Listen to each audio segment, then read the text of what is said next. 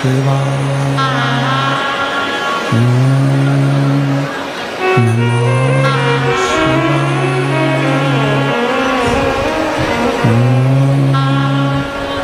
नमः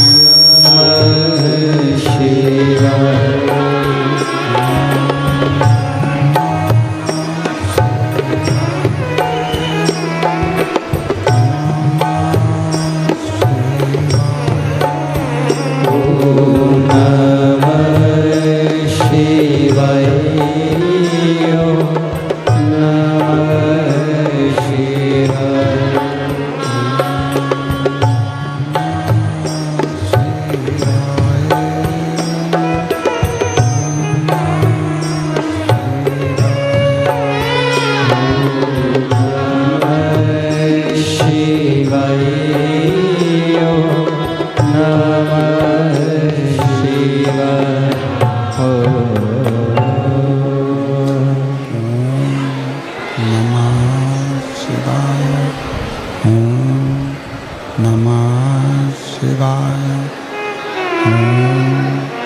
नमः शिवाय। नमः शिवाय।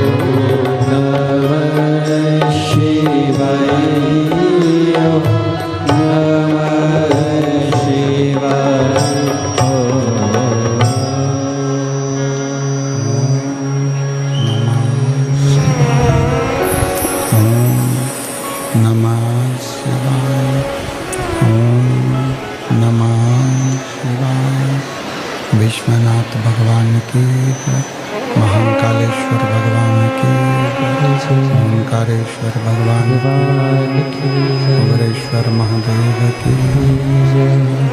हर हर महादेव, हर हर महादेव, हर हर महादेव। काशी विश्वनाथ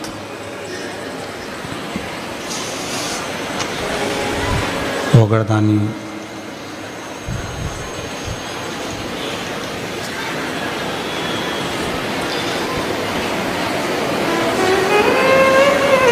देवादिदेव महादेव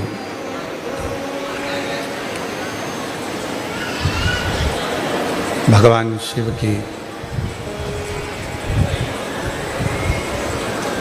परम पवित्र पावन शिव महापुराण की दिव्य और भव्य कथा भगवान शिव की ही कृपा से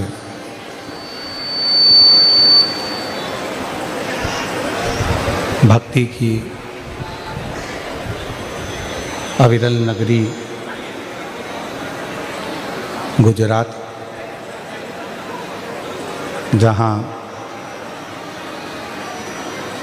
भगवान शंकर की कृपा से, करुणा से, उनकी उदारता से ये पवित्र पावन शिव महापुराण की कथा सूरत नगर में बाबा की कृपा से चल रही है। श्री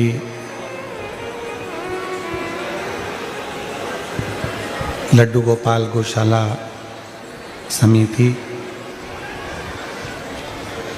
शास्त्री स्वामी हरिजीवन दास जी महाराज जी, मुख्य रूप से कथा के मूलतः क्रम में आगे बढ़े हैं। एक बार उनके लिए जोरदार ताली बजाकर साधुवाद।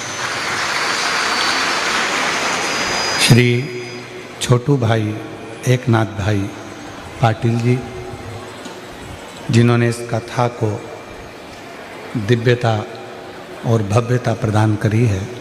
एक बार छोटू भाई एकनाथ भाई पाटिल जी के लिए जोरदार ताली बजाकर साधुवाद।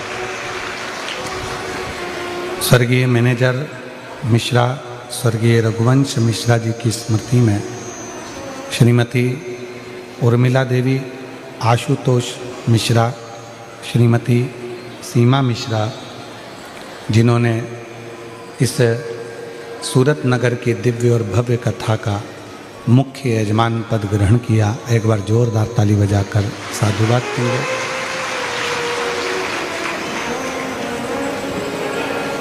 स्वर्गीय अकबर सिंह डरू सिंह सेंगर जी की स्मृति में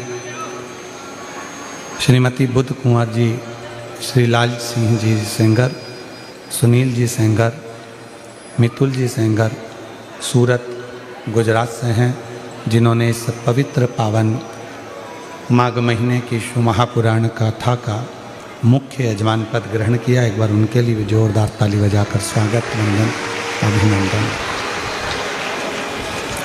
ये कथा 2026 का प्रथम वर्ष है, 2026 का प्रथम महीना है और उस महीने में पहली कथा गुजरात को मिली। ये शिव की उदारता है, शंकर की करुणा है। कथा मंडप में विराजमान सभी संत, साधु, गुरुजन, तपस्वी जन, साधक, उपासक, ब्राह्मण, विप्रजन सभी को नमन कर आज कथा के तृतीय दिवस में अपन प्रवेश कर रहे हैं। और ये कथा केवल कथा नहीं है, कथा मंडप में ही विराजमान बागेश्वर धाम से आए हुए उनके परम शिष्य माननीय रिछारिया जी, उनके लिए भी एक बार जोरदार ताली बजाकर साधुवाद।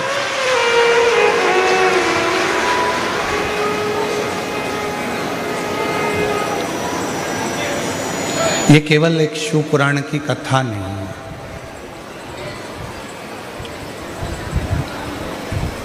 हम प्रतिदिन कथा को प्रारंभ करते हैं और प्रतिदिन एक ही बात आप लोगों के सामने प्रस्तुत करते हैं कि इसको केवल कथा न समझा जाए।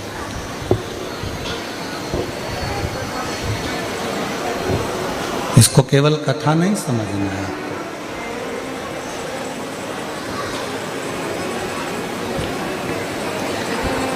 ये आत्मा और परमात्मा का मिलन है।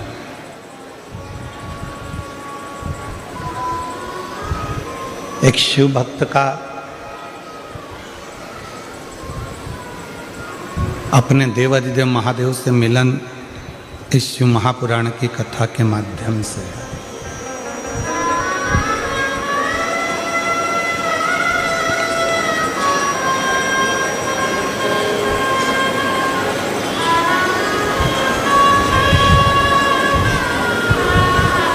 जैसे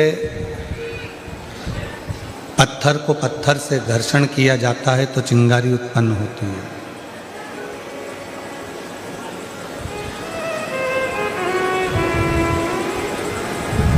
दही को मथा जाता है तो उसमें मक्खन की प्राप्ति होती है।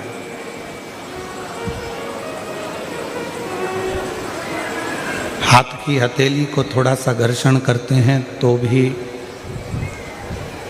अग्नि उत्पन्न होती है।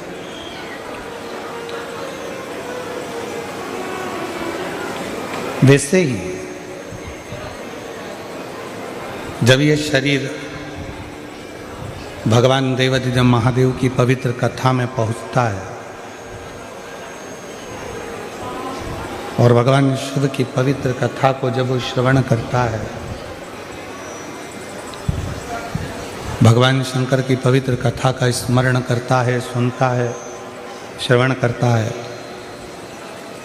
तब शिव भक्ति अपने आप हमारे भीतर प्रकट होते हैं।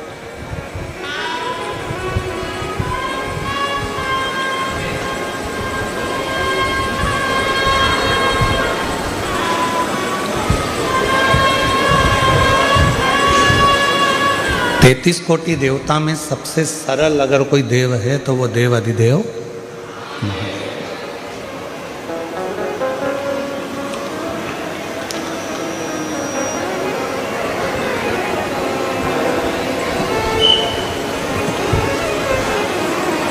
वैकुंठ का वास मिलना सरल है। घर में गाड़ी और बंगले का मिलना सरल है। जेवरात, आभूषण, माणिक, मोती, रतन, ये सब मिलना सरल है। पर शिव महापुराण की कथा कहती है काशी का वास और शिव महापुराण का निवास ये दोनों कठिन है, बहुत।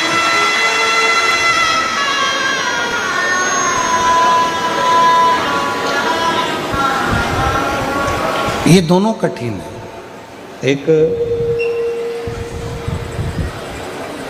काशी का वास भी कठिन है, जब तक भगवान देवाधिदेव महादेव की कृपा ना हो, जब तक भगवान शंकर की करुणा ना हो, जब तक भगवान शिव की उदारता ना हो, तब तक काशी का वास भी नहीं मिल सकता।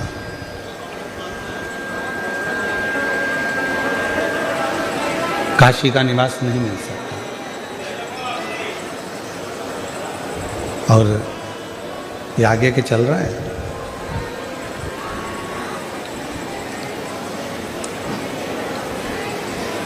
एक है काशी का वास और दूसरा है शिव महापुराण की कथा, भगवान शंकर की पवित्र कथा।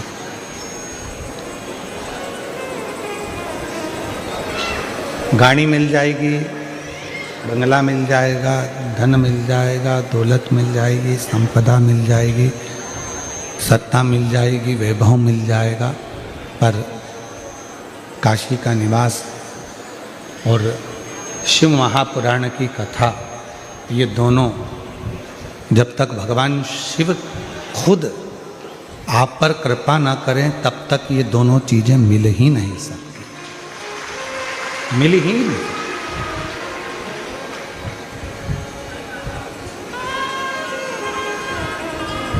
अब आप कितने किस्मत वाले हैं, कितने भाग्यशाली हैं, कितने आप पर भगवान की कृपा है, करुणा है, दया है कि आपको 7 दिन सूरत नगर में गुजरात की पवित्र भूमि पर बैठकर ये शिव महापुराण की कथा सुनने को मिल रही है। तो समझ लेना कि शिव जी ने आपका हाथ पकड़कर आपको मंजिल तक भेजने की तैयारी की है।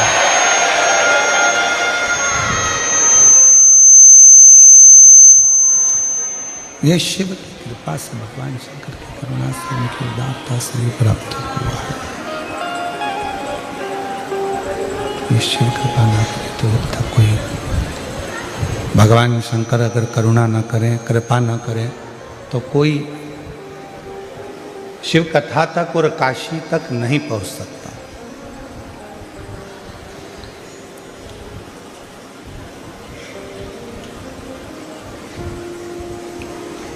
कई लोग कहते हैं कि हम कल कथा में जाएंगे, आज हमारे पास में समय नहीं मिला। फिर कोई कहता है कि हम कल पहुंचेंगे, कल आएंगे, कल कथा में जाएंगे, कल हमारे पास में समय रहेगा तो हम कथा श्रवण करेंगे, कथा में पहुंच जाएंगे। शंभु शंभु, कथा में जाएंगे, कथा श्रवण करेंगे कल। और यहाँ शिव महापुराण की कथा कर रही है कल नहीं, आज का ऐसा कोई पल व्यर्थ मत जाने दो जिस पल में आप मुख से श्री शिवाय नमस्तुभ्यम ना कहें। हर पल में भगवान की अविरल भक्ति को ढूंढने का प्रयास करें।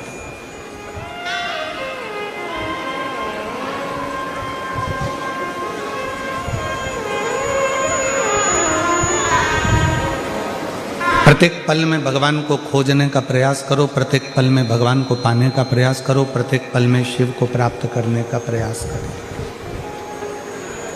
प्रत्येक पल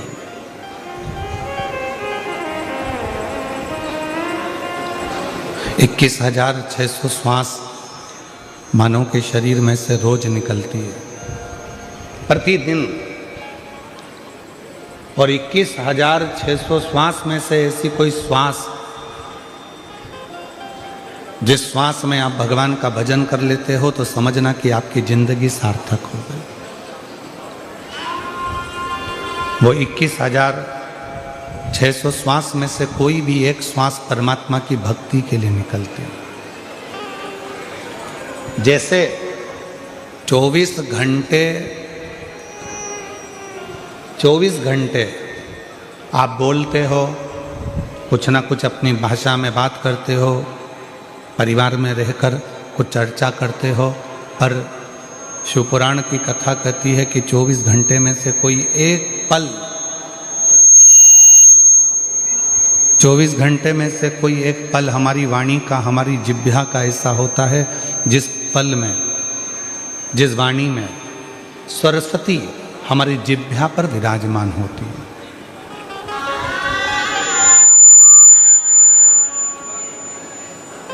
अब वो पल ना तो आपको मालूम है ना हमको मालूम है। उस पल का स्मरण ना आपको है ना हमको है कि वो कौन सा पल है जिस पल में सरस्वती मैया हमारी जिह्वा पर आकर बैठती है और जिह्वा पर बैठकर हम जो बोलते हैं वो पूर्ण होता है। ना हमको मालूम ना आपको मालूम। तो फिर शिवपुराण कहती है कि जब आपको ये नहीं मालूम कि सरस्वती किस समय पर आपकी जिह्वा पर आकर बैठेगी, कब वो बोलेगी, आपकी जिह्वा पर कब सरस्वती माता आकर बैठ जाएगी और उसकी वाणी सिद्ध हो जाएगी, तो शिवपुराण की कथा कहती है कि दिन भर में परमात्मा का नाम तो लो मना नहीं है, पर सबके लिए अच्छा बोलने का प्रयास करो। हो सकता है आपके बोलने से किसी का घर अच्छा हो जाए, किसी का परिवार अच्छा हो।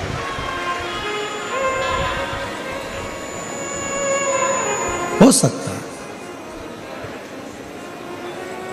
और मैंने तेरे ही भरोसे बाबा, तेरे ही भरोसे हवा बिछी उड़ती जावांगी बाबा, डोर है तो छड़ीना में कटी जावांगी।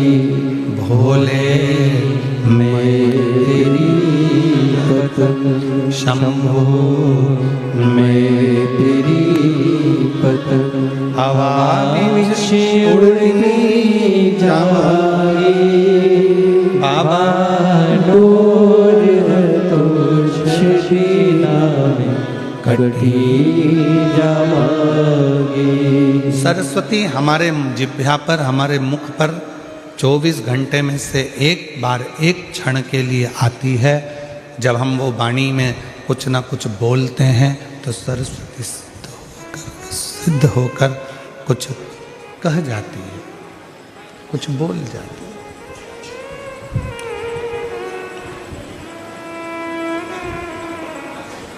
अब कब वो सरस्वती आएगी, कब वो वाणी निकलेगी, कब वो सरस्वती प्रकट होगी, कब वो वाणी निकलेगी, कब सिद्ध होगी। तो शिव पुराण की कथा कहती है कि हर पल, हर घड़ी, हर क्षण आप सबके लिए अच्छा बोलिए। सर्वे भवन्तु सुखी, सबके लिए।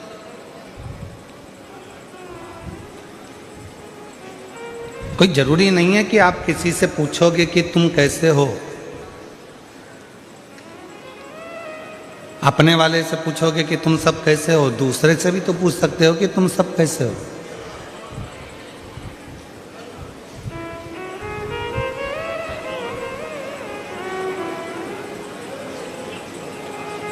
किसी से भी आप अपनी भाषा में अपने मिलने वाले से, परिवार से, कुटुंब से, अपने अड़ोसी से, पड़ोसी से, रिश्तेदार, नातेदार से भी तो पूछ सकते हो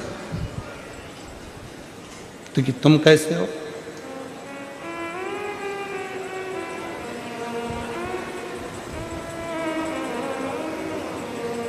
गुजराती भाषा में कहते हैं तमे बद्धा केम छो।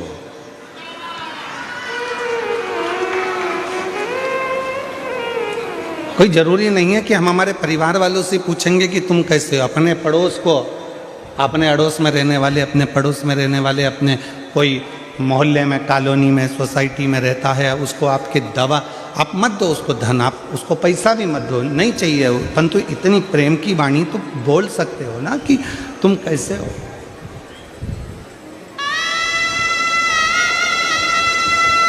कोई तकलीफ तो नहीं है। इतना तो कोई भी कह सकता है कि आप स्वस्थ रहें, खुश रहें, श्रेष्ठ रहें, आनंद में रहें। तुम्हें कोई तकलीफ तो नहीं, तुम्हें कोई कष्ट तो नहीं।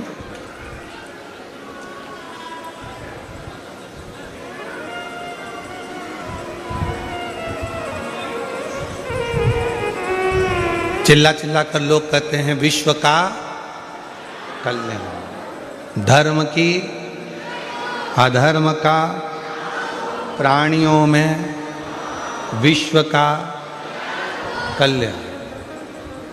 अब आप कह रहे हो कि विश्व का कल्याण हो, तुम तुम्हारे पड़ोसी का कल्याण नहीं कर पा रहे।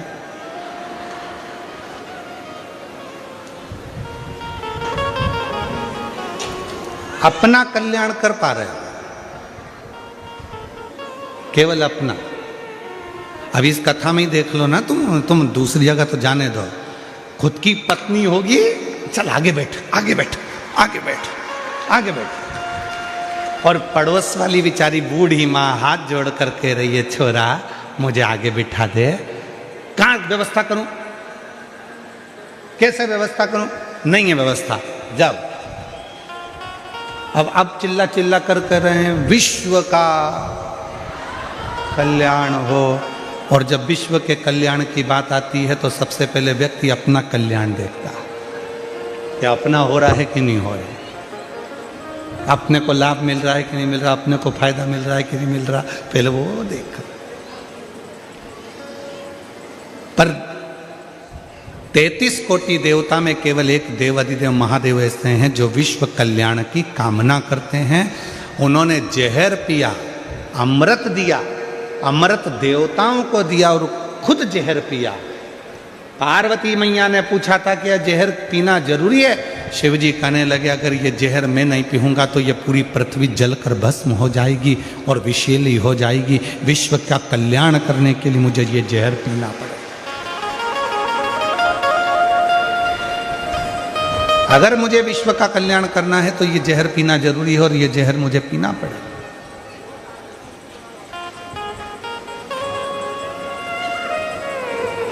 और इसको मुझे पीना है।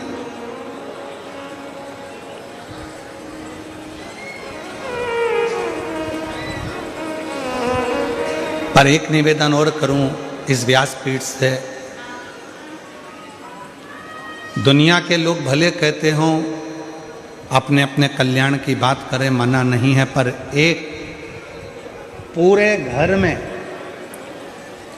पूरे परिवार में घर की जो स्त्री होती है, घर की जो नारी होती है, घर की जो माँ होती है, घर की जो बहू होती है, घर की जो बेटी होती है, घर में रहने वाली एक स्त्री केवल एक ऐसी होती है जो अपने पूरे परिवार के कल्याण की बात करती है, और जो व्रत साधना उपास करती है वो पूरे परिवार के लिए करती है। एक स्त्री, एक नारी, एक महिला, वो विश्व कल्याण की ही बात करेगी, वो संपूर्ण परिवार के कल्याण की बात करेगी।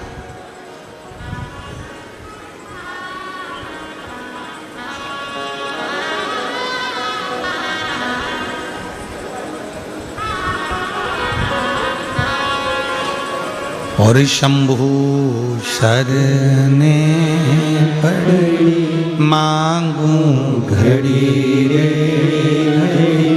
दुख काटो दया करी दर्शन आपो।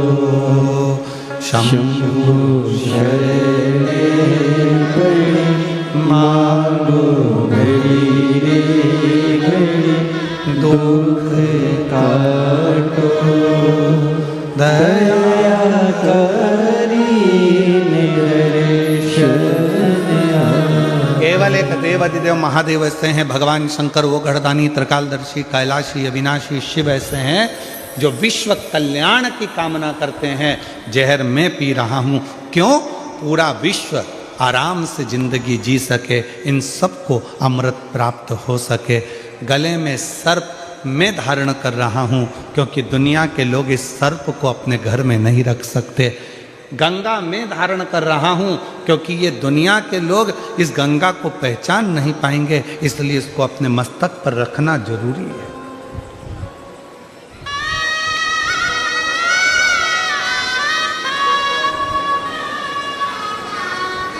अपने शीश पर रखना बहुत जरूरी है।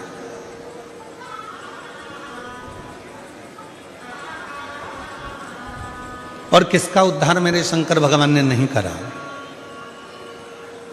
जरा विचार करिएगा। एक बड़ी सुंदर कथा शिव पुराण में आती है गजासुर की। गजासुर की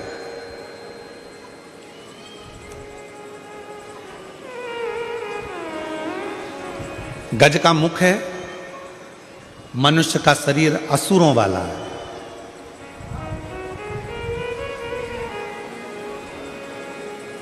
और एक बार उसके मन में आ गया था कि शिव की आराधना के सिवा कोई सार तत्व दुनिया का नहीं है, तो उसने असुर होने के बाद भी भगवान शंकर की आराधना करी, शिव की साधना करी,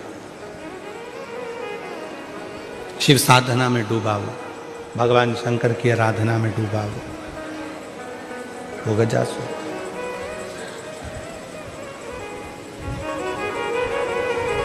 अब इतनी भगवान देवाधिदेव महादेव की आराधना में गजासुर हो गया, इतनी आराधना में डूब गया, साधना में डूब गया कि भगवान शिव को प्रकट होना पड़ा।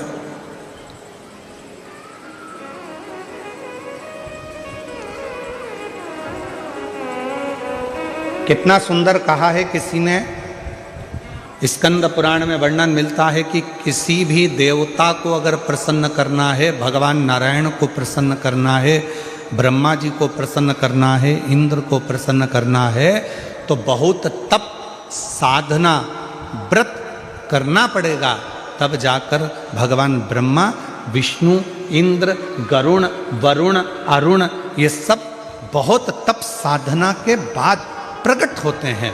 पर शंकर भगवान को यदि प्रसन्न करना है और उनको प्रकट करना है तो बहुत व्रत तप साधना की जरूरत नहीं पड़ती। केवल एक लोटा जल शिव के मंदिर में लेकर जाना प्रारंभ कर दो, शिव प्रकट हो जाते हैं और प्रसन्न हो। शिव प्रकट भी होते हैं, प्रसन्न भी होते हैं। इसलिए सारी समस्या का हल एक लोटा जल। बोल बम का नारा है, श्री शिवाय नमः। शिव को पाना सब कुछ हो सकता है, बस तुम्हारा विश्वास, तुम्हारी श्रद्धा, तुम्हारी भक्ति, और तो उस भक्ति का बल तुम्हारे भीतर बढ़ाना पड़े।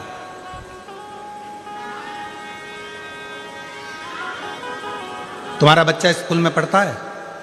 अरे जम के तो बोलो, पढ़ता है? ठीक है।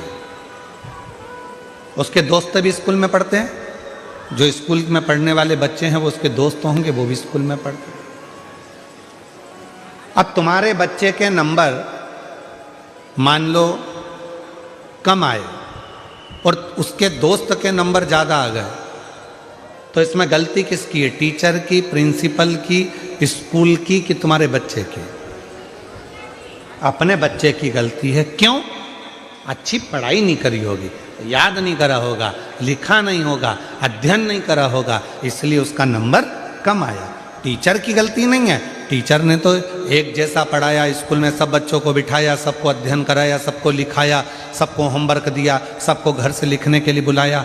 बस गलती इतनी है कि हमारा बच्चा अच्छे से लिख नहीं पाया, अच्छे से अध्ययन नहीं कर पाया, याद नहीं कर पाया, इसलिए उसका नंबर, उसका परसेंट कम आया। और बाकी का उसका जो दोस्त था उसका परसेंट भी अच्छा बना, उसके नंबर भी अच्छे आ गए।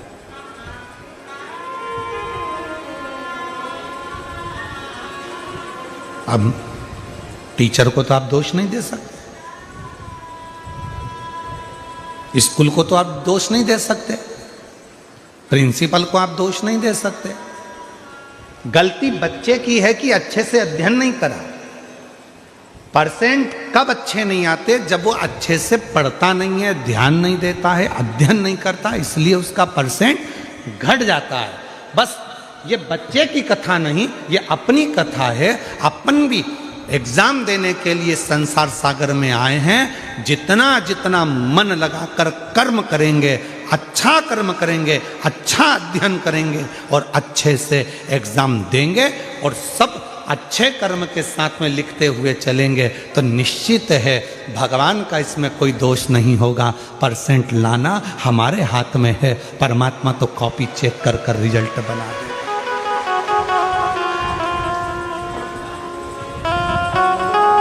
परमात्मा तो कॉपी चेक करेगा, रिजल्ट बना देगा। उसमें दोष वक्त से नहीं चल रहा, उसमें दोष उस टीचर का या प्रिंसिपल का नहीं है, उसमें दोष हमारा। आप आए नहीं और सुबह हो गई, मेरी पूजा की थाली धरी की धरी रे।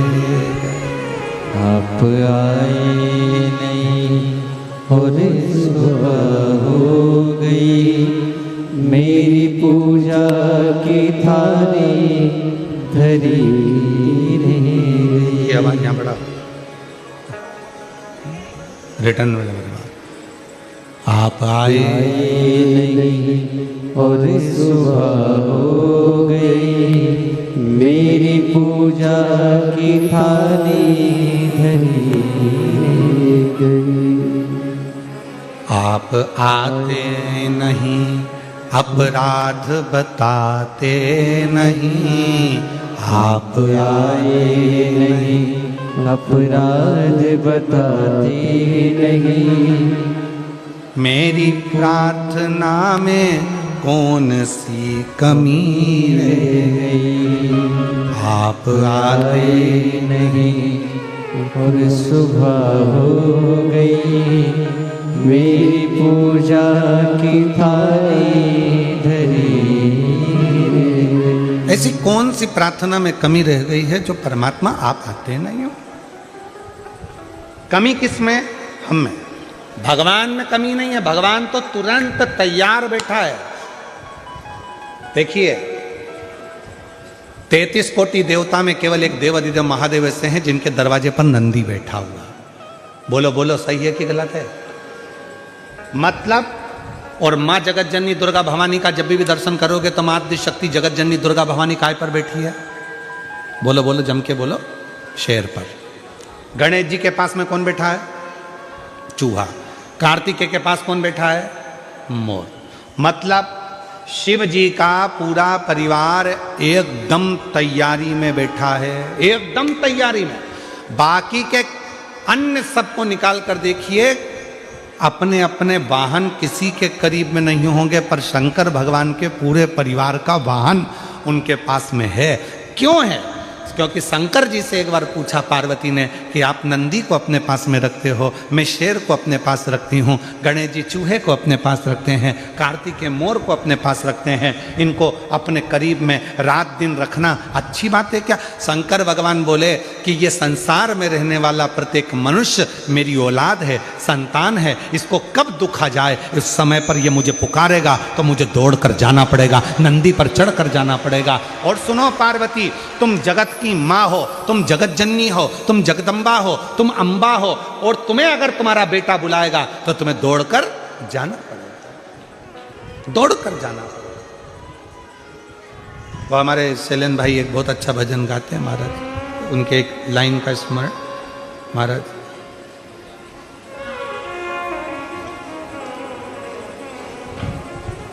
बेटा जो बुलाए माँ को, हो मैया जी के चरणों में टिकाना चाहिए,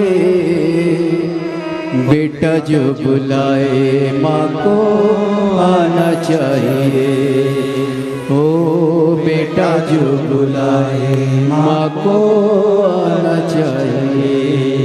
तो भगवान शिव कह रहे हैं पार्वती, तो तेरे पास में सिंह इसलिए है, शेर इसलिए है कि जगत का अगर कोई बच्चा तुझे रात को पुकारे, दिन में पुकारे, जब पुकारे, तू माँ है, मैं पिता हूँ। और याद रखना, बच्चे अपना कमरा बंद कर कर सोते हैं, बेटे बहू अपना कमरा बंद कर कर सोते हैं, पर घर की जो बुजुर्ग माँ होती है, जो घर का बुजुर्ग बाप होता है, वो अपना कमरा कभी बंद कर कर नहीं सोता। उसे मालूम है मेरे बेटे बहू पोता पोती नाती पंती कब मुझे पुकारेंगे। एकदम दौड़ कर आ गए, दादी दादी दादी, तो मुझे उठना पड़ेगा, दादाजी दादाजी दादाजी उठना पड़ेगा, नाना जी नाना जी नाना जी उठना पड़ेगा। इसलिए घर का बुजुर्ग अपना कमरा बंद कर कर नहीं सोता, घर का बुजुर्ग अपना कमरा खोल कर सोता है, जिससे कोई आए तो मैं उठकर बैठ जाऊं। बहू का सिर दुखा, सास उठकर बैठ गई, बेटे का तकलीफ हुई, माँ उठकर बैठ गई, बेटी को तकलीफ हुई, माँ बाप उठकर बैठ गए। माँ बाप तुरंत तैयार रहते हैं। इसलिए शंकर भगवान के मंदिर में नंदी एकदम सामने तैयार बैठा है, और नंदी भी दोनों पांव टेक कर नहीं बैठा, नंदी ने एक पांव अपना तैयार कर कर रखा है कि कब भक्त पुकारेगा शिव जी बैठ जाएंगे और मुझे दौड़ कर जाना पड़ेगा और उसका दुख मिटाना पड़ेगा।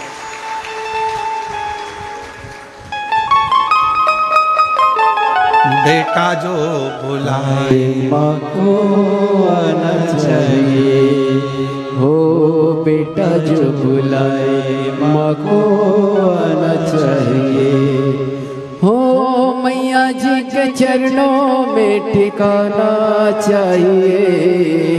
इसमें एक लाइन शैलेंद्र जी और जोड़े, मेरे बाबा जी के चरणों में टिकाना चाहिए, बबुआ जब बुलाए बाबा आना चाहिए, बबुआ जब बुलाए बाबा आना चाहिए।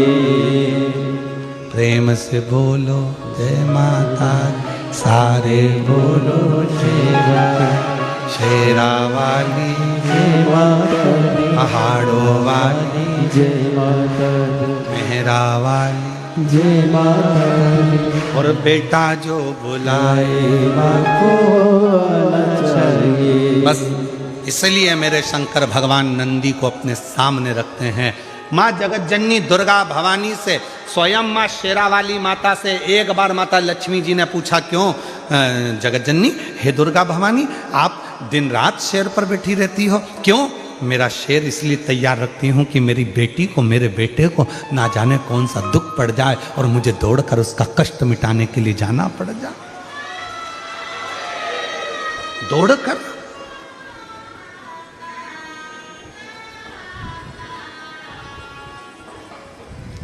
आप सब गुजरात में रहते हो, सूरत नगर में कथा चल रही है, आपसे एक प्रश्न करना था, अगर उत्तर देंगे आप तो हम स्वीकार करेंगे। गुजरात का सबसे प्रसिद्ध नृत्य है गरबा, बोलो सही है? दुनिया में प्रसिद्धि है इस नृत्य की, गरबे की। हमें एक बात पूछना था कि गरबा चौकोर क्यों नहीं होता, गरबा हमेशा गोल ही क्यों होता है? हमें प्रश्न करना था कि गरबा लंबा क्यों नहीं होता, गरबा आड़ा टेढ़ा क्यों नहीं होता, गरबा छह षडक्रति का क्यों नहीं होता। गरबा हमेशा, चाहे कितनी बड़ी भी फील्ड हो, कितना भी बड़ा भी ग्राउंड हो, पर गरबा हमेशा गोल क्यों होता है? हमें केवल एक प्रश्न का उत्तर मेरे गुजराती भाई बहनों से चाहिए, और उत्तर दें तो अच्छी बात है कि गरबा गोल क्यों होता है।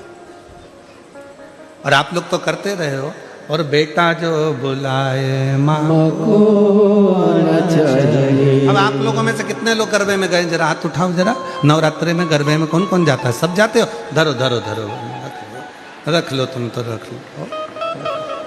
चलो, तो अब तुम लोग जाते हो तो उत्तर जरा दीजिएगा कि गरबे में गोल क्यों घूमा जाता है, कारण क्या है? महाराज, चौकोर में एक सिरा खत्म हो सकता है, लंबाई में एक सिरा खत्म हो सकता है, षडाकृति में एक सिरा खत्म हो सकता है, पर गोल आकृति में कोई सिरा खत्म नहीं होता। मतलब आस लगी रहती है कि मेरी जगत जननी जगदम्बा आएगी जरूर और मेरा दुखड़ा मिटाएगी। एक आस, और वो आस कभी जिंदगी में खत्म नहीं होना चाहिए।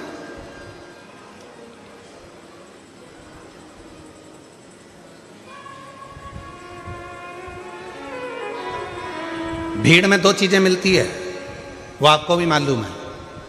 भीड़ में दो चीजें मिलती है, भीड़ में दो चीजें प्राप्त होती है। कौन कौन सी चीज मिलती है भीड़ में? एक मिलता है धक्का और दूसरा मिलता है धोखा। बोलो बोलो, सही है कि गलत है? भीड़ में, छोटू भाई, भीड़ में दो चीजें मिलती है, एक मिलता है धक्का और दूसरा मिलता है धोखा। निगाह हटी और दुर्घटना घटी। अभी थोड़ी देर के लिए पल्लू नीचे आया था और भीड़ में धक्का लगा और धोखा। छोटू भाई, मिश्रा जी कहाँ बैठा? हाँ मिश्रा जी, ध्यान देना जरा, बहुत अच्छी बात है, कथा के तत्व पर ध्यान दीजिएगा। भीड़ में दो चीजें मिलती है, एक मिलता है धक्का और दूसरा मिलता है धोखा। पर याद रखना, दुनिया की भीड़ में धक्का भी मिलेगा और धोखा भी मिलेगा, पर जब धर्म की भीड़ होती है तो उसमें धक्का मिल सकता है पर धोखा कभी नहीं मिल सकता। उसमें शिव तत्व प्रदान जरूर करता, प्रदान कर। कई कई माताएं कहती है, गुरुजी हमारे देखो इतनी भीड़ थी, हमारी गले की चेन चली गई। अच्छा ईमानदारी से बोलो, जो नौकरी करने वाले हैं उनका प्रमोशन हो गया, तुम कथा सुनते सुनते पीछे से आगे आके बैठ गए, तुम्हारा प्रमोशन हो गया, पर चोट्टे का आज तक प्रमोशन नहीं हुआ। वो चोट्टा की चोट्टा ही दिया, उसका प्रमोशन नहीं हुआ। जिसकी चेन गई उसकी 2 तोले की ज्यादा बन गई, भगवान ने बनवा दी। मेहनत करी उसने कि अब गई, क्या करूं, रिपोर्ट भी करी मैंने, ये भी करा मैंने, वो भी करा, पर उसकी चेन भगवान ने कहीं ना कहीं मेहनत करके 2 तोले की ज्यादा बनवा दी, कृपा कर दी। पर जो चोट्टा था, चोट्टाई करते करते उसकी पूरी जिंदगी निकल गई, फिर भी वो चोट्टा की चोट्टा ही रिया, उसका प्रमोशन नहीं हो पाया, वो चोट्टा की चोट्टा ही। क्यों? क्योंकि उसने जिंदगी में सबको धोखा दिया है, और धोखा देने वाला कभी खुशी की जिंदगी नहीं जी सकता, वो दुख की ही जिंदगी जीता। याद रखना, भीड़ में दो चीजें ज्यादा मिलती हैं, पहले नंबर पर मिलता है धक्का और दूसरे नंबर पर मिलता है धोखा। दुनिया की भीड़ में चलोगे तो एक ना एक दिन धक्का भी मिलेगा और धोखा भी मिलेगा, इसलिए सावधान सावधान। मेरे गुजराती बहन भाई, मेरे सूरत की जीजियों, सूरत के जी जाओ,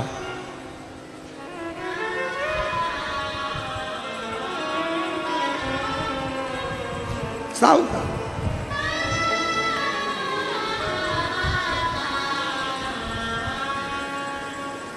थोड़ा समझ लें।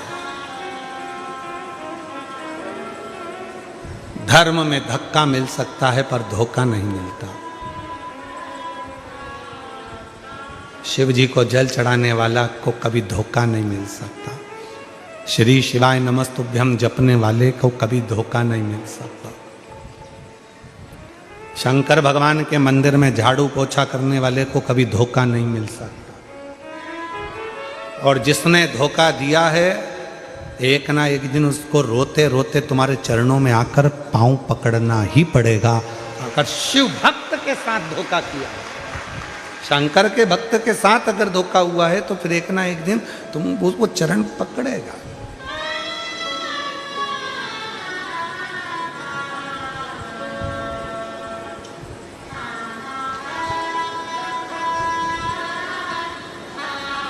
इसलिए जो सूरत के निवासी हैं, गुजरात के वासी हैं, वो अपनी मस्ती में ज़िंदगी जीते हैं। अब हमने देखा है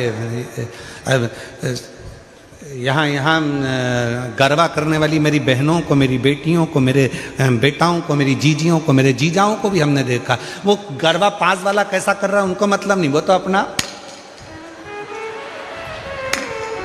वो अपनी मस्ती में जीते हैं। और दुनिया में बहुत लोचे होते हैं और सूरत वाले तो लोचा ही खा जाते हैं। यहाँ एक खाने का आइटम भी है, क्या बोलते हैं, लोचा है। और दुनिया में लोचा शब्द दूसरा है, लड़ाई झगड़ा करना। अच्छे लोचे में फंसाया। अब तो सोचो जरा गुजरात वाले कितने भारी होंगे। यहाँ लोचे तो निपटा जाते, आ जा। यहाँ कोई लोचा वोचा यहाँ फालतू का चलता नहीं है, तो अपन निपटू के बैठा।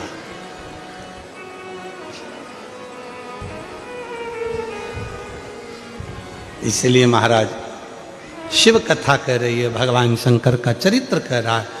शिव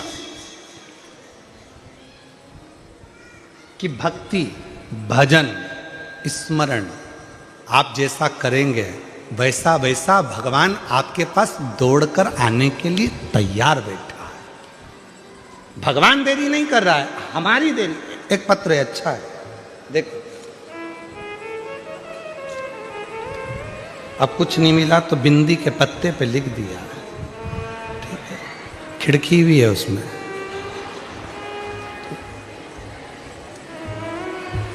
अच्छा है वो तो बिंदी नहीं भेजी,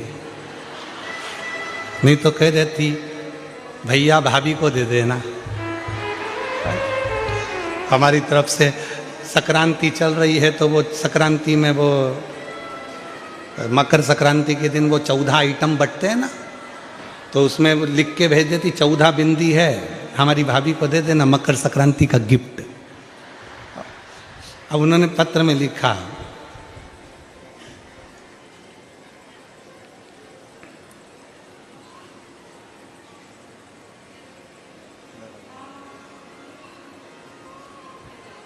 काजन क्या क्या, अब तुम जरा पढ़ो तो रहे, सब पढ़ो, चलो पढ़ते जाओ। हम उंगली चला रहे हैं इसमें। हम गुजरात,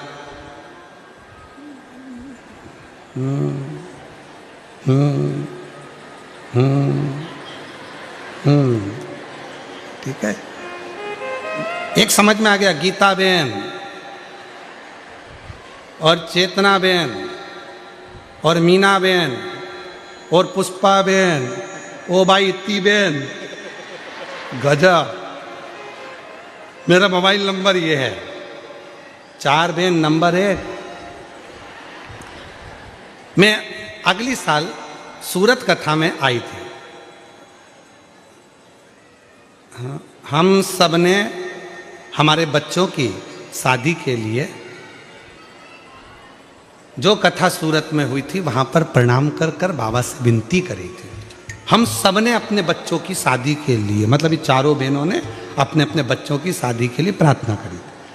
और गुरुजी आज हम बाबा को धन्यवाद देने के लिए आए हैं कि हमारी सारी बहनों के छोरा छोरी की शादी हो गई, सबकी हो गई। इसीलिए हमने मिलकर एक ही पत्र लिखा है।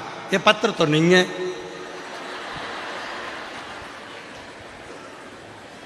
अच्छा, एक लाइन और लिखी, वो भी तुम पढ़ लो, अच्छे से पढ़ना। हम सबको एक बेलपत्र दे दो।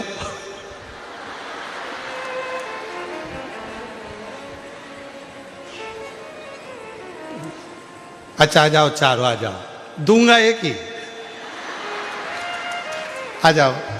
कौन कौन सी बहन है? चलो नाम पढ़ो। गीता बहन, चेतना बहन, मीना बहन, पुष्पा बहन, ये सब बहन जो है 4। परंतु गांव का नाम भी पढ़ ले, नहीं तो 4 बहन और कोई सी आ जाए। तो ये पाटन जिला लिखा है क्या?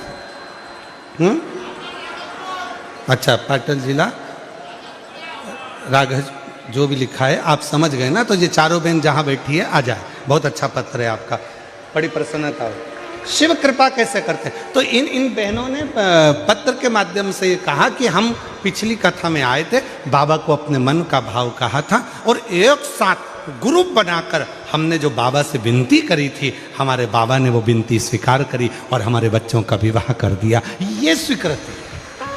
आप शिव जी के पास जा रहे हो, शंकर भगवान के पास जाकर एक लोटा जल चढ़ा रहे हो, शिव जी से प्रार्थना कर रहे हो, भगवान शंकर से अनुरोध कर रहे हो, शिव जी को जाकर अपने मन का भाव कर रहे हो, तो बाबा उसको स्वीकार कर रहा है, शिव उसको स्वीकार। इसमें टीचर की गलती नहीं है। बच्चे का परसेंटेज गड़बड़ हो रहा है, बच्चे की पढ़ाई गड़बड़ हो रही है, रिजल्ट ठीक नहीं आ रहा, तो इसमें टीचर की गलती नहीं है, गलती अपने बच्चे की है। उसी तरह हम रोज जल चढ़ा रहे हैं, हम शंकर जी के मंदिर रोज जा रहे हैं, हम शिव जी को रोज स्तुति कर रहे हैं, हम शिवपुराण की कथा भी सुन रहे हैं, हम पशुपति व्रत भी कर रहे हैं, हमने लिखा भी अच्छा, पढ़ा भी अच्छा, याद भी अच्छा करा, उसके बाद भी हमारा रिजल्ट अच्छा नहीं आ रहा, मतलब बाबा हमारी क्यों नहीं सुन रहा? मतलब याद रखना, इसमें टीचर की गलती नहीं है, उसका तो नंदी तैयार बैठा है, उसका तो शेर तैयार बैठा है, गलती हमारी है। कुछ ना कुछ हम याद नहीं कर पा रहे हैं, कुछ ना कुछ हम अच्छे से उसका स्मरण नहीं कर पा रहे हैं, इसलिए हमारा परसेंटेज डाउन हो रहा है और हमारा परमात्मा हमारा रिजल्ट ठीक नहीं निकाल। कोई चीज ऐसी रहती है जिसको बच्चे को सिखाना नहीं पड़ता है,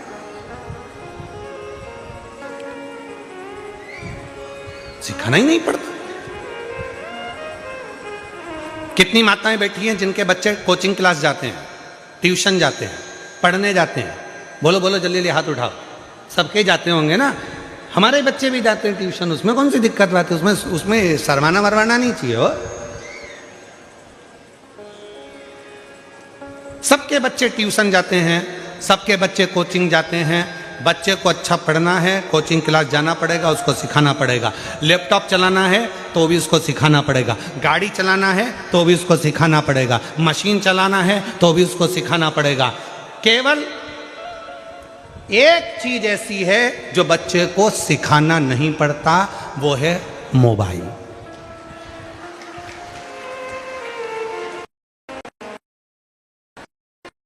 किसी ने पूछा क्यों गुरुजी, बच्चे को लैपटॉप चलाना सिखाना है, कंप्यूटर चलाना सिखाना है, मशीन चलाना सिखाना है, गाड़ी चलाना सिखाना है, बच्चे को अच्छी पढ़ाई सिखाना है, बच्चे को सब कुछ सिखाया जाता है, पर मोबाइल चलाना कोई नहीं सिखाता, तो भी बच्चे सीख जाते हैं। ये कैसे सीख जाते हैं? हमने कहा श्रीमद् भागवत में चरित्र आता है अभिमन्यु की धर्मपत्नी उत्तरा का।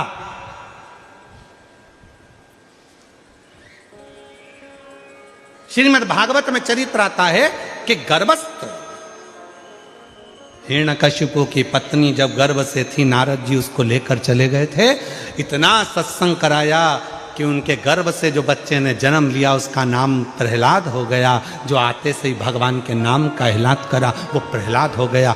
मतलब डॉक्टर कह देते हैं बेड रेस्ट, गर्भ के समय पर बच्चा गर्भ में है और डॉक्टर ने कह दिया बेड रेस्ट। अब बेड रेस्ट में करना क्या है? कोई रामायण तो पढ़ोगे नहीं, गीता पढ़ोगे नहीं, शिवपुराण पढ़ोगे नहीं, तो करोगे क्या? इतने ध्यान से मोबाइल चलाते हो कि अंदर बैठा पप्पू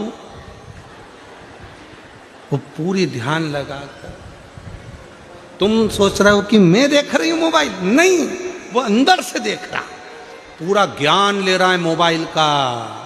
ऐसे खोलना है मोबाइल को, लॉक हो जाए तो ऐसे करना है, ऐसे करना है। और बच्चा बस उसको सारी कोचिंग देना पड़ती है, सारी क्लासों में भेजना पड़ता है, पर मोबाइल चलाने की क्लास में बच्चे को नहीं भेजना पड़ता, क्योंकि वो माँ के गर्भ में इतना सीख कर आता है कि आते से ही उसको मोबाइल रूपी खिलौना प्राप्त हो जाता है।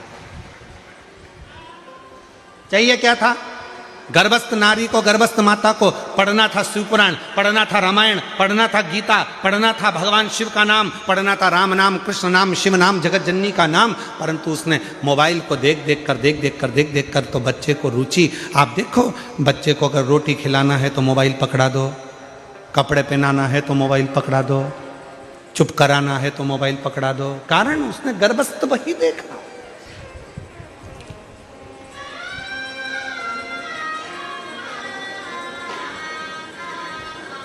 इसलिए मेरी जीजियों, मेरे जीजाओं, मेरी बेटियों, बेटाओं, मेरे बुजुर्ग माँ बाप, हाथ जोड़ निवेदन करूं आप सबसे कि अपने घर की बहुओं का जब जापे का समय हो, गर्भस्थ समय हो, मेरी जीजियों, तुम्हारी सास भले तुमसे ना कहे, तुम्हारा ससुर तुमसे ना कहे, तुम्हारा पति तुमसे ना कहे, फिर भी अगर गर्भ में बच्चा हो तो थोड़ी देर भगवान की अच्छी अच्छी किताबें पढ़ा करो।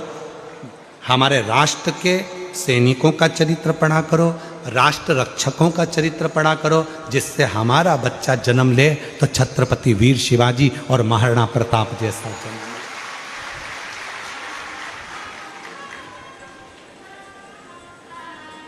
ये सब पढ़ो, अध्ययन करो। गजासुर हाथी का मुख है, असुर का शरीर है, पर किसी के मुख से सुन लिया था कि भगवान का भजन करा जाए, शिव जी को राजी करा जाए तो सब कुछ मिल सकता है। और 33 कोटि देवता में सबसे जल्दी राजी होने वाला देवता यदि कोई है तो देव अधिदेव महादेव है। ये गजासुर को मालूम पड़ गया तो गजासुर ने शंकर भगवान की आराधना साधना करना प्रारंभ कर दिया, शिव की आराधना से।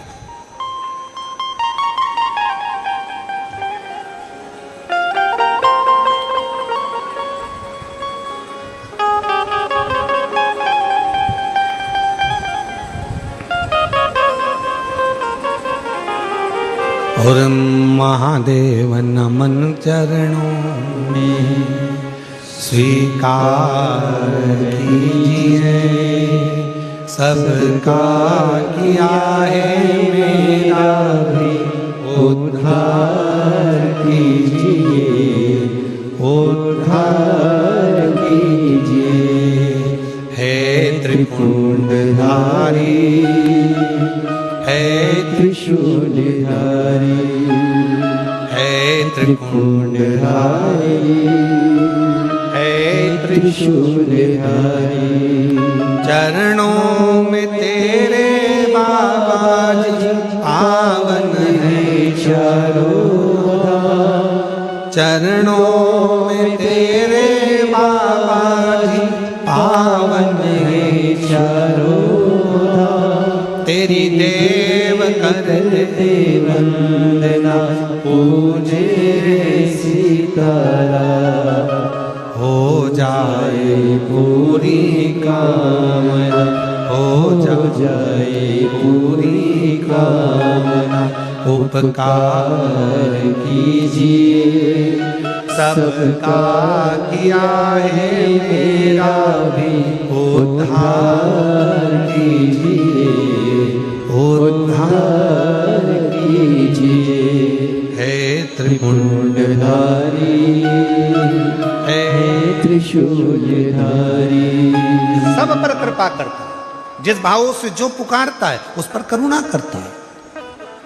गजासुर ने तपस्या करना प्रारंभ कर दी, भगवान शिव प्रकट हो गए, मांग ले तुझे क्या चाहिए, क्या दिया जाए तुझको।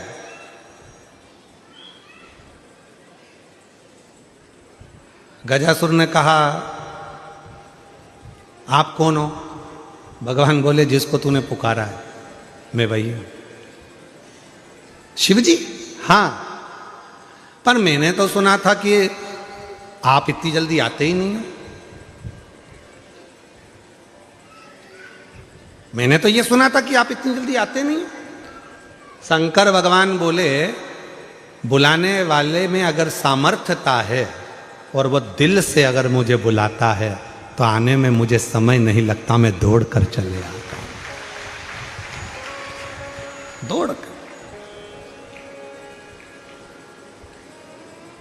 आहूं में असर होगा, घर बैठे बुलाने। अगर कोई बुलाने वाला है, अगर किसी ने मन बना लिया कि मुझे शंकर को पाना है, शिव से यह कार्य सफल कराना है, शंकर भगवान मेरा ये कार्य सफल करेंगे, मतलब मुझे जाना पड़ेगा। अगर उसका विश्वास पक्का है तो एक पत्र है, देखिए महाराज। मैं कपिल कुमार भाटी राजस्थान के पाली जिले के बाली नगर से आया हूं। 14 वर्ष से सरकारी नौकरी पाने के लिए प्रायोगिक परीक्षाएं दे रहा था। 14 वर्ष से सरकारी नौकरी के लिए परीक्षाएं दे रहा था, परंतु हर बार कभी 1 नंबर आधे नंबर से पिछड़ा रह जाता था। आपकी कथा सुनकर प्रेरणा मिली और अपनी माता जी के साथ कुबेरेश्वर धाम आकर भोले बाबा के दर्शन किए। बाबा से प्रार्थना की कि मैंने परिश्रम किया, मेरी माता जी ने पशुपति के 5 व्रत किए, 1 लोटे जल में बल है, मैंने साक्षात महसूस किया है। आपके बताए इस उपाय से मेरे जीवन को खुशियां से भर दिया। 2 वर्ष पूर्व मैं आपकी कथा में आया था उज्जैन, जो शिक्षक भर्ती परीक्षा मैंने उस समय दी थी। सुना था कथा के पंडाल में बैठकर जो मांगते हैं वो मिलता है। उज्जैन की कथा में पहुंच गया, पंडाल में बैठा, कथा सुनी। बाबा की कृपा से ऐसी बाबा ने कृपा कर दी कि 14 वर्ष के बाद, समझ लो 14 वर्ष का मेरा वनवास मेरे बाबा भोलेनाथ ने तोड़ दिया और बाबा की कृपा से मेरा सरकारी शिक्षक पद पर नियुक्त हो गया। मैं बाबा को यहाँ प्रणाम करने के लिए आया हूँ, मैं बाबा को नमन करने के लिए आया हूँ। आज 14 वर्ष। एक पत्र और है।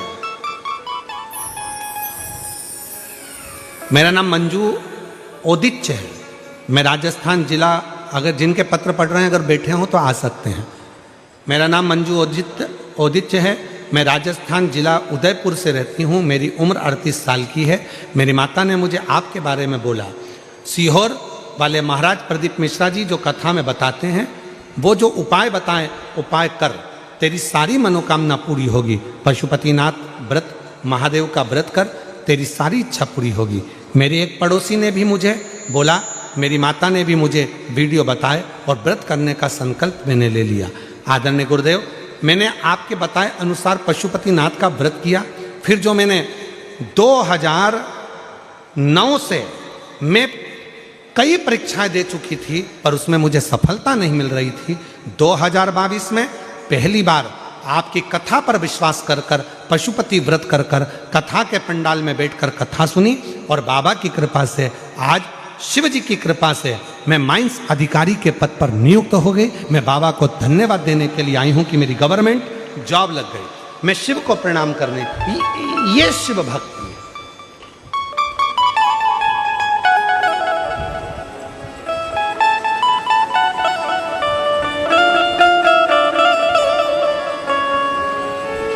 भूमि का प्रताप क्या है?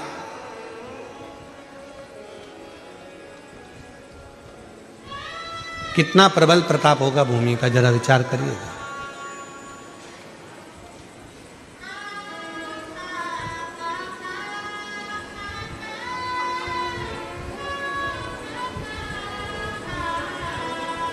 छोटू भाई, एक पत्र आया है, उस पत्र में वो कल हमारे पढ़ने में आया था, हम ढूंढेंगे तो समय लगेगा, पत्र बहुत सारे हैं।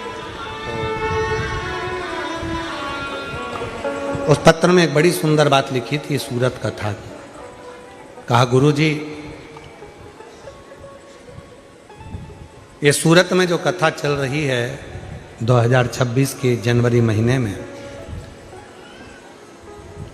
पहली कथा 2026 की है। इस कथा का उत्साह इतना ज़्यादा है जनमानस में, कहा कि किसी के यहाँ जाकर नहीं कहना पड़ा कि आप कथा में आना, और सबको सूचना थी, सबके घर में मेहमान आकर रहने लगे। और आज हमारा पूरा क्षेत्र ऐसा हो गया जैसे घर घर में शिव आकर विराजमान हो गया। ये पत्र है।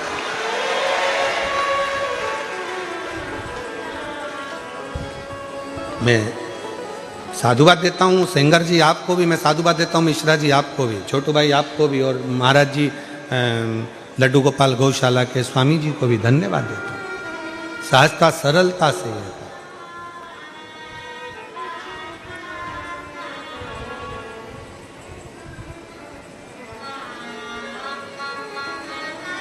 और महाराज जब हृदय से शिव भक्ति का जब हम स्मरण करते हैं तो वो सुख हमें मिलता जरूर है, मिलता जरूर। गजासुर ने कहा कि मुझे आप दर्शन दे रहे हो इतनी जल्दी, आप क्या शिव? हाँ, तो मैंने तो सुना था कि आपको आने में बहुत समय लगता है, आप इतनी जल्दी आते ही नहीं हो। शंकर भगवान बोले बुलाने वाला चाहिए, मैं आ जाता। कौन मना करता है कि मैं नहीं आता, मैं तो आ जाता।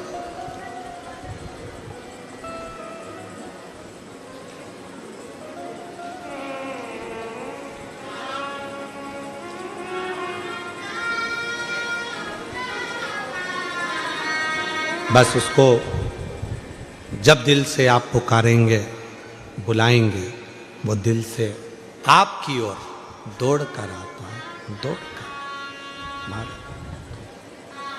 और सुन के भक्तों की पुकार हो के नंदी पे सवार काशी नगरी से आयो, ये मेरे भोलेनाथ। सुन के भक्तों की पुकार हो के नंदी पे सवार काशी नगरी से आए है मेरे भोलेनाथ। सुन के भक्तों की पुकार हो के नंदी पे सवार काशी नगरी से आए है मेरे भोलेनाथ।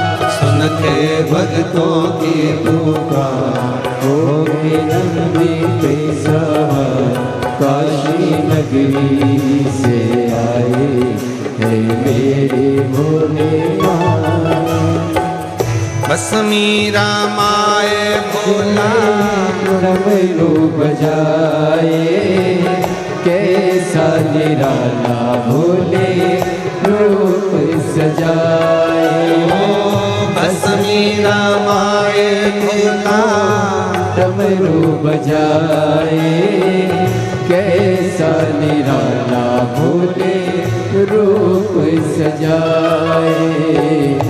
गले में है सर्पों का हार हो के नंदी पे सवार काशी नगरी से आए है मेरे भोलेनाथ। गले में है सर्पों का हार हो के नंदी पे सवार काशी नगरी से आए है मेरे भोलेनाथ। सुन के भक्तों की पुकार हो के नंदी पे सवार काशी नगरी से आए है मेरे भोलेनाथ।